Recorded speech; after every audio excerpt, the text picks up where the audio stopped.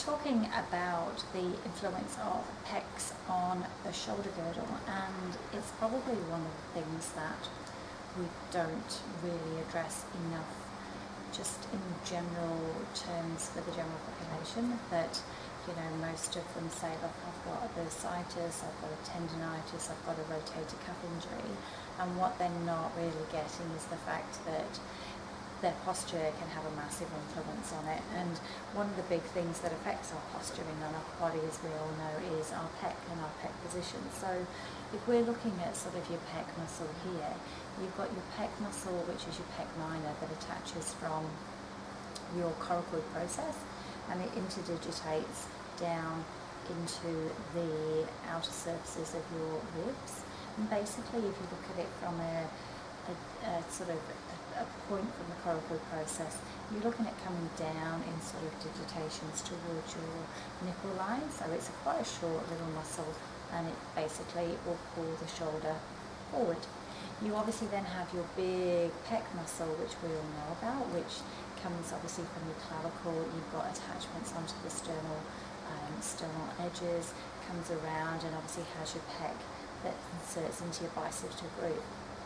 And basically, obviously, we all know pec minor will pull the shoulder forward that way. Pec major is working to adduct the shoulder above the across into the midline. And then position-wise, anything that you do that it's an external rotation in and out, or into that position or backwards, is obviously going to stretch those muscles here. So when you're looking at the shoulder girdle, it should sit here. As that pec minor tightens, it pulls the actual shoulder and the shoulder blade forwards and round.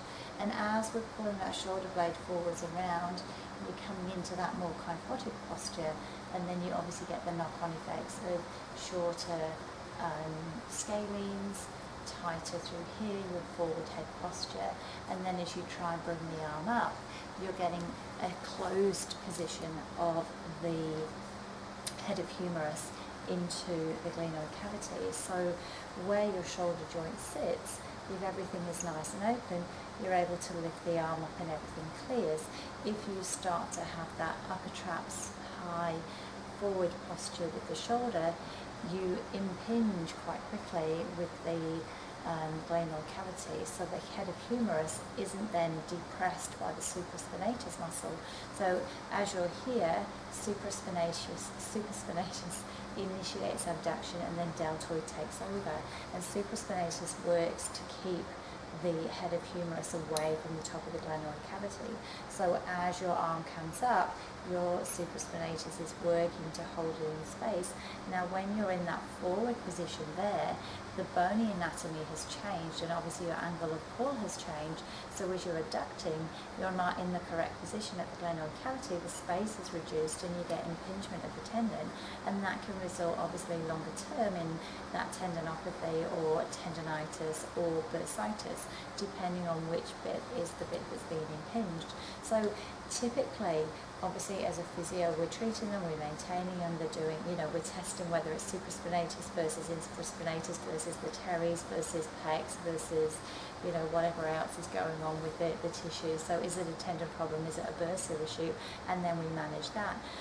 But if we then don't change the posture of the shoulder girdle itself, then they're getting a problem. So as you probably all know, my son is a swimmer, so if he's doing butterfly stroke and coming through here, because obviously they turn in to stroke and then they come through and they over and they turn in, if they're consistently on that tight pull and they're not doing something actively, they will then get that problem, because their pecs are constantly there, their shoulders are constantly high, because that's obviously how they swim. So typically when we're looking at their swimming program, they'll do fly for half a length, and they'll turn onto their backs to do backstroke for the end of the length. So what they're doing is they're aware that the swimmers are working their pecs into that forward posture, and then they obviously deliberately finish with backstroke, so they're taking them out and open, because as they come up and out, they're opening into that stretch for pecs. So So obviously that's good swim programs, that's good swim management. They're obviously making sure that the kids can tolerate doing 2 hours at a time, because they're not doing 2 hours of massively irritating their shoulders. They're then making sure that they're doing the work afterwards on top to then stretch it. And the same needs to hold true with the general population. If you're spending all day and you're hunched over in an office and you're sitting there in that type of position, and then we're then on our phones, not only are we hunched, but then our shoulders become tight and we're here, we're getting tight through our upper abs, so then we get tight pec minors, tight pec majors, we're overactive through here, so then we're unable to then elevate, and obviously as we can't elevate, we're getting tight through all our subscapularis muscles, and as we're in that position there, we then lose our glenohumeral rhythm, and then we end up more prone to shoulder issues. So one of the big things that is good from either Pilates management or your general shoulder and shoulder stabilization management is making sure that they've got good movement through their rotator cuff. We're looking at shoulder stability, shoulder placement. You're looking at good, correct shoulder mobility, so that your shoulder and your scapular rhythm is correct. And then also through that if they are in that tight position, so typically if they're standing up, they'll have palms turned backwards, and obviously you want palms at the side, otherwise you're going to see that you get that side of the arm showing, not this side or this side. You want to make sure that the actual positioning of their upper body is good, so that when they start to move, they can move. They don't get to this and then have to hyperextend and hinge to get further. They can actually get further because they've got good management and rotation. So obviously you guys aren't physios, or you might not be sort of trained in assessment techniques, which is obviously when we sort of have the advantage as medical personnel. But your easiest one to do is if they say, look, ouch, that hurts, if you then actually say to them, well, pop your shoulder in the right position here. So if they tend to be forward through posture here, my general one is, if I'm here, then I'm going to physically open it out with my hand. Does that change? Can you now lift the arm up pain-free? If they're sat here and you know their posture is kyphotic and they go, I can't do it because my arm's high, if you then get them to sit up, do they have better range? Because then you know it's a posture biomechanical, and it's not that it's not a true impingement, because obviously if they're impinging here, you've taken away the impingement by being here. It doesn't mean the tendon's free, but it does mean they're then working pain-free. So the big thing is, from a Pecs point of view, if your pec minor is tight, obviously the stretches you do for pec minor are going to be different to the stretches you do for pec major, because that stretch here is pulling the shoulder girdle forward. Pec major pulling in is pulling the arm in this way, so it's pulling the joint socket in as opposed to pulling the joint socket forward. So there's slightly two different ways of looking at it. Pec minor will still pull it in as well, but the big thing, because it's attached to the coracoid process, is the whole shoulder blade comes up and it becomes elevated and over the top, and you get that as opposed to that. So if you are looking at your shoulder girdle clients, the first thing you want to do is check where their pecs are. One of the easiest things that we tend to look at is height of the bed. So if you're lying on the bed, what's the height of the shoulder? Are they here where the shoulder's sat forward, or are they able to get their shoulder down? So you're looking at the distance. If you put your fingers behind, you're looking at the distance. How far off the bed does that shoulder sit? Can I get 3 hands width, 2 hands width, or are my shoulders flat? And same thing if you go in arm elevation and they're lying down and they're doing arm arcs and then they hinge and cheat. Is it because they don't have enough thoracic extension?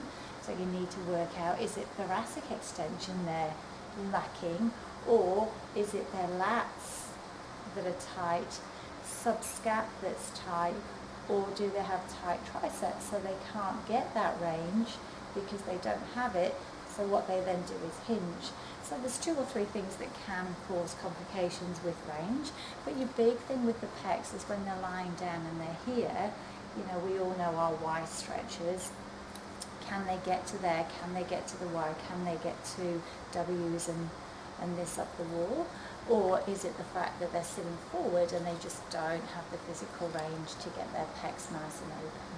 So thinking about pecs and thinking about the influence of pecs on where the shoulders are, if you use just shoulders in isolation, you're going to just keep coming unstuck, because again, if they're there and they're staying in internal rotation, if you're trying to do things like your quadrupeds, your planks and what have you, they're just going to be bracing and using everything else.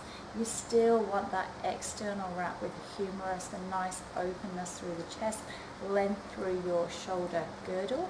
And when you're looking at width, as they come into protraction here, the shoulder girdle starts to get closer together.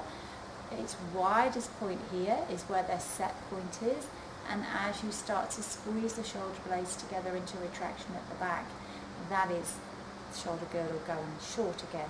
So as you come wide, that is your set point, and as they come forward, so you should have protraction, neutral, retraction. That neutral position at the side is the widest point, and that's where you need to be sat. Okay, so really pay attention, especially if anyone does come in with neck pain, does come in with shoulder problems, does come in with sort of a shoulder clicking or shoulder issues, that the influence of pecs is quite high, and pecs, if they are tight, will then pull in and cause you to be in that more kyphotic posture, so you're tighter through your abs as well. As you fall into that kyphotic posture here, the pecs are tight, you get overactivity through the upper traps. You can either have that with protraction or retraction, so it can go either way, and then obviously you're short through your occipital muscles, which then means you're short through your scalenes, which then means you're not utilising your deep neck flexors. So these tend to be the ones that when they're doing their chest lifts, they're complaining of neck pain, or they're complaining that it's really sore, and they might even be teeth clenches. So they complain of jaw pain and into occipital headaches that go up and around either the base of the skull, across the jaw, or top of the head, or over that way. So remember, your top 3 cervical spine vertebra are the ones that can give you all the headaches that generate either around the jawline or sort of up and through here. Really, really common as well if they're getting these, that they'll also be tight through the pecs. So it's a multifactorial approach that we're looking at. It's not just client has a shoulder problem and they're icky at their shoulders. It's where's their shoulder girdle sitting? Is it sitting level T2 and bottom level of the shoulder girdle point T7? Or are they a little bit skew? Are they in neutral, or are they rotated? Are they in neutral with their shoulder blade, or is it protracted, retracted and rotated left and right? So that will give you a good influence if it's upwardly rotated, downwardly rotated. And then on top of that, are their pecs tight? Because again, if you're trying to get them to move and their pecs physically can't do it, they're not going to go, and they're not going to be able to then move because their shoulder girdle isn't gliding properly along the chest wall. And obviously as their shoulder girdle gets pulled forwards and they become into kyphotic, what's basically happening is the rib angles around their upper thoracic spine, so those rib angles are sitting forward as well. So typically they will lose the ability to extend, and when they're doing their roll-ups and their curl-ups, they will lack that prone extension.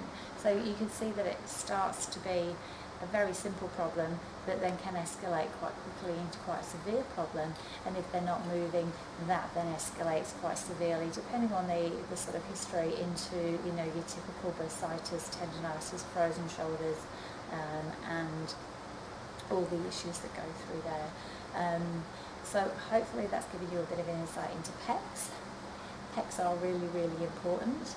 Pecs plus scalenes plus your length through the front of the chest and your ability to then move out and stretch pecs, and ensure that you're stretching pecs while in good cervical spine alignment. Then you'll be able to activate deep neck flexors, and if you're activating deep neck flexors, you don't get that forward push, and you'll get better activation of your abs, so your deep TA, diaphragmatic exhalation. Otherwise they come up and they keep complaining of neck pain because all they're doing is using their scalene and their sternocleidomastoid and usually upper traps to help them, and they're here instead of here. Okay, so check the pecs, make sure you've got good pec range, and make sure from a pec range point of view that they're not forward through here, that they're sitting in a good open position. And remember, from a management point of view, if they're forward through here, their joint capsule is going to be tight as well, and then they're going to have all the associated issues of all of the posterior rotator cuff having to work to keep them trying to pull backwards, and then they end up getting posterior shoulder pain as well. Okay, so pec work is really important. Make sure you check your pecs or your client's pecs when they come in, and make sure that their range through their pecs is good. Thanks for watching.